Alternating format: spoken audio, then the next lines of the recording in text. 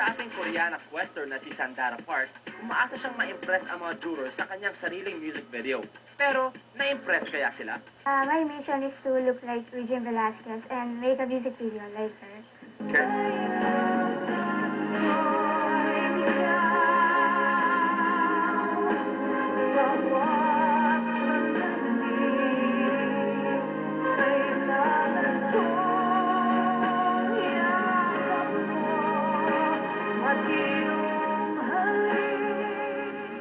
You know, one of the hardest things to do is to lip sync.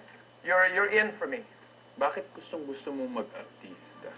Gusto ko po maging popular at I want to have fans. Wave ka nga sa fans, kunyari marami kang fans.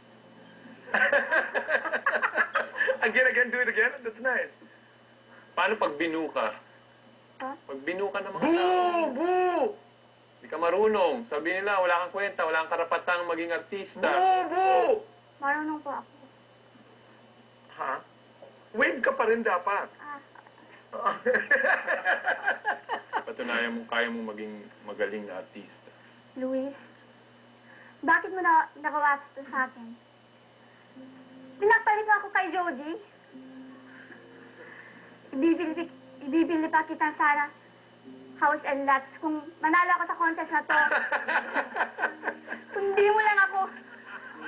Kundi mo lang ako ipinagpalit sa makandang yan. Bakit? Pangit ba ako? Maganda rin naman ako ah.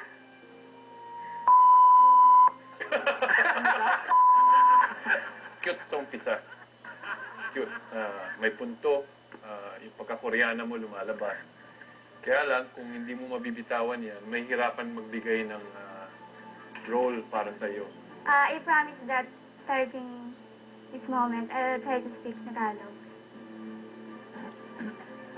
Every time. Ayan, nag-English ka na eh.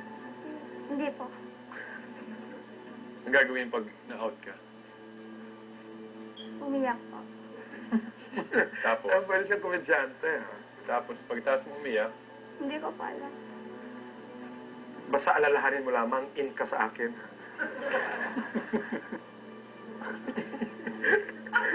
Ituloy mo lang, huwag mabilis. Sige, kahit yan. Tuloy mo. Wave to your fans while you're crying. is it hard? Well, she wants it so badly. Yeah, I know. Okay. Sa akin, you're in.